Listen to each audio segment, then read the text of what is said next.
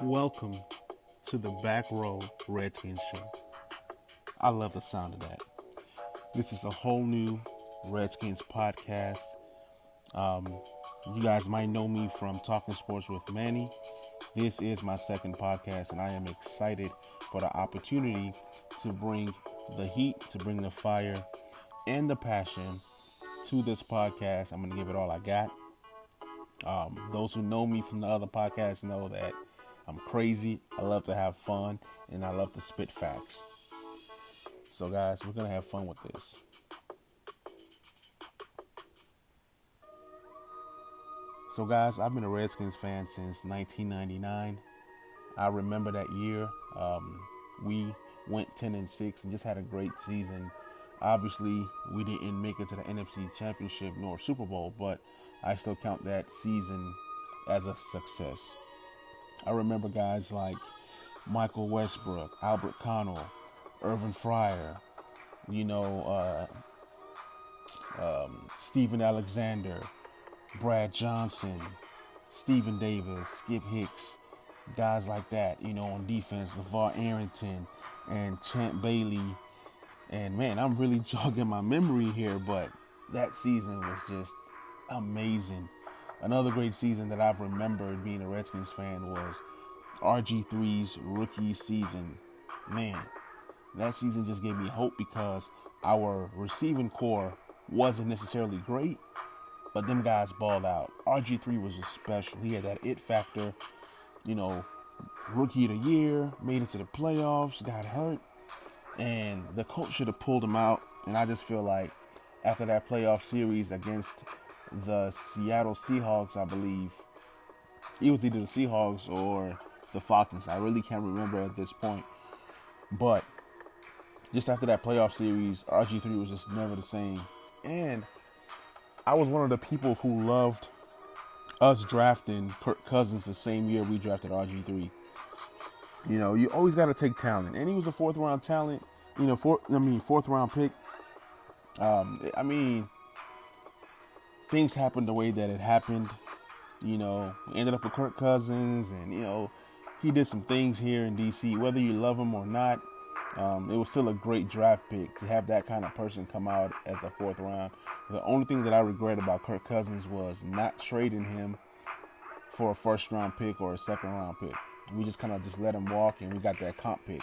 Didn't really like that, but another great season that I remember was the year that Mark Brunell was here and led us to the playoffs.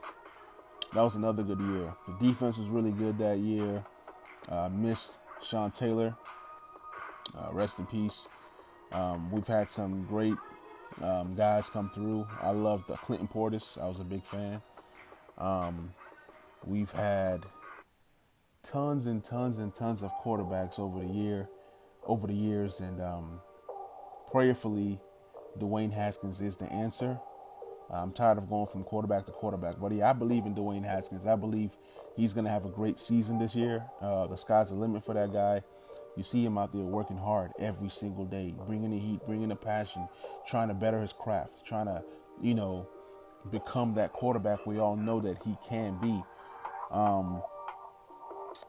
Terry McLaurin, man, what a find, what a steal. I remember last season, coming into the season, thinking that Doxson and Paul Richardson was going to do something. And then Trey Quinn. Not a fan of Trey Quinn. I think that we've seen the best of Trey Quinn so far. I don't think he gets any better than what he is now. And Cam Sims, man, he has all the physical abilities, but he just has not put it together. I don't think Cam Sims makes a team this year. But I wanted to talk about the camp battle, some of the things, some of the positions to look at in camp. But before I do, there's been rumors about several players. I'll start with Antonio Brown. Antonio Brown was my favorite receiver in the league before he started all his crazy mess. Now, I'm not a fan of Antonio Brown, but I'm pulling for him. I hope he gets his act together.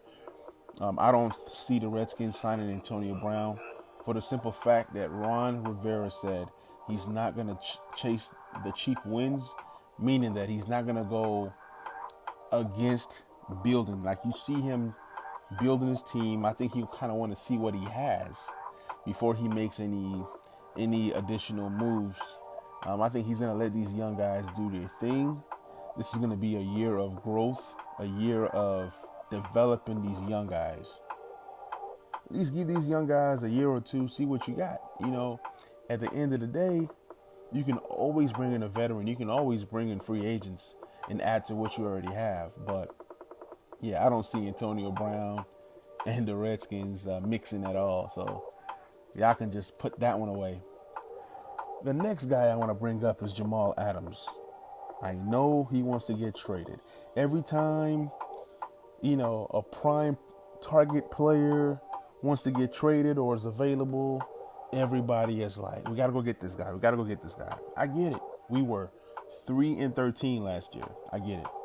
We're all about improving. We all want to win. I want to win. I'm tired of losing. But Jamal Adams, that move just doesn't make any sense for the simple fact that Landon Collins is one of the highest paid safeties in the league. And I don't see us having two of the highest paid safeties in the league with contracts coming up soon. So I don't see any scenario where we get Jamal Adams. Another guy that I want to bring up is, what's his name? It just slipped my mind right now.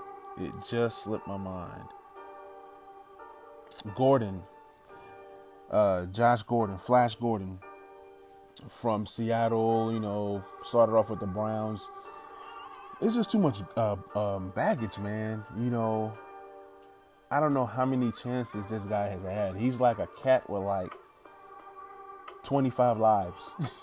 He just continued to find a way to get back in the league. I mean, the commissioner really, really loves this guy, but I just don't see a scenario where he works out with us. I know him and Scott Turner has the relationship from the past, but honestly, I do not want Flash Gordon here in DC. It's just not a good situation. I know everybody's concerned about having that veteran wide receiver. If you're going to have a veteran wide receiver, just have a real one.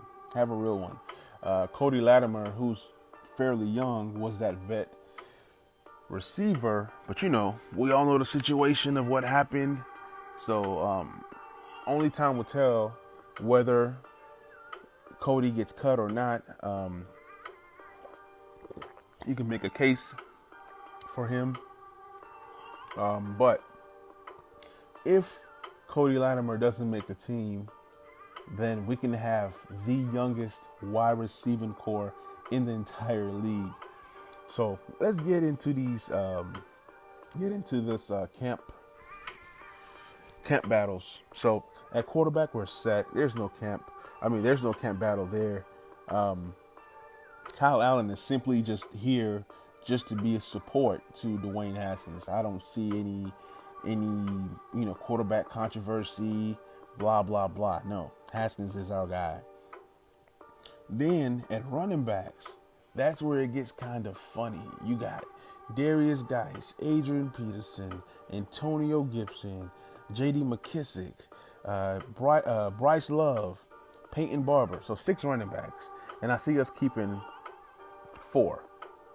Okay, I think the 4 that we keep is Darius Geis, Adrian Peterson, Antonio Gibson, and Bryce Love. Why do I pick those 4? First of all, Adrian Peterson is a beast. Okay, he's an OG, so you gotta have him there. Darius Geis, Antonio Gibson, and Bryce Love, we invested in those guys, so I don't see us not giving those guys a chance. At least let their rookie deal run out before we think of making any other moves. Now, Peyton Barber, I don't think he makes a team, but let's say somebody gets hurt, then, there's a scenario where he does make the team, but I don't see him making the roster. J.D. McKissick, I don't see why he will be on a roster if you have a guy like Antonio Gibson, who can do everything that JD can do. Now, I understand about having more weapons and things of that nature. If we keep 5 running backs, then we're only going to keep 5 wide receivers. Usually, teams will keep 6. So the wide receiver battle that I see is going to be who starts on the other side of Terry McLaurin. It's going to be between Antonio Gandy Golden and Kelvin Harmon. I think Kelvin Harmon is going to start. First of all, he has that relationship with Dwayne Haskins. He's not a rookie. He's been around, so he knows, the game. He knows the ins and outs of being an NFL player. AGG, Antonio Gandy Golden, is very, very, very a good prospect. Being 6'4", we've been looking for that big receiver. If he can put it together, even if he doesn't have like a Terry McLaurin type season, all he has to do is just show signs of life and signs that he belongs in the NFL. I think he's going to be a very, very good player. And Steven Sims is going to, lock it down in the slot. So this year, even though we're young, Haskins has weapons, okay? And then who says that we don't add another wide receiver via draft or free agency next year, okay? Trey Quinn and Cody Latimer, they're the favorites to win jobs if we're keeping 6. But with the whole Cody situation, now I don't know. He might be gone. So Cody was not a lock, but one of the favorites before everything happened, because you need that vet. Trey Quinn just has not panned out, but he would make a solid backup to Steve Sims. Okay, so now it leaves one spot between Cam Sims, Emmanuel Hall, which I like, Kidsey, and some of these other guys. Some of these guys on the practice squad. Now, the practice squad is talking about expanding from, the NFL is talking about the practice squad expanding from 12 to 16. So then we can get really, really, really creative there. Some of these undrafted free agents, like Isaiah Wright, can plug in and fit in as a practice squad guy. And, just in case somebody catches the virus or somebody gets hurt, so you can really manage your roster and, have some fun with that. Tight end, I really don't know what we're going to do, but right now it's looking like Jeremy Sprinkles, Logan Thomas, and maybe Thaddeus Moss as the 3 that we keep. There is a chance that we keep 4 tight ends, but I don't see it happening. I think that Logan Thomas is going to be the starting tight end. Jeremy Sprinkle is going to be the blocking tight end and backup. And then Thaddeus Moss is going to be more of like a tight end 3, somebody that you bring along. And who knows, he might overtake one of the other 2 that I mentioned, as the season goes on. At left tackle, you got Christian out there, you got Lucas, and then you got Sadiq Charles. That's going to be a battle. These 3 guys battling for who wins this left tackle position. In the ultimate end of this whole thing, I think that Sadiq Charles wins the job. But do not sleep on Cornelius Lucas. I really like him. I like what he did last year with the Chicago Bears. At left guard, that's another battle between the 2 Wes Switzer and Wes Martin. I liked what Wes Martin did last year for us, stepping in for Brandon Sheriff when he got hurt.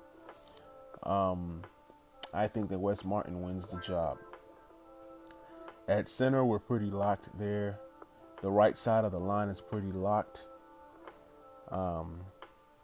Our D tackles and edge, that's just pretty locked. There's going to be a rotation, even at the D tackle between, Jonathan Allen, De'Aaron Payne, and Big Matt, and then Tim Settle. That's a nice four-man rotation there. And then in terms of our edge rushers, I believe that Montez Sweat and Chase Young start.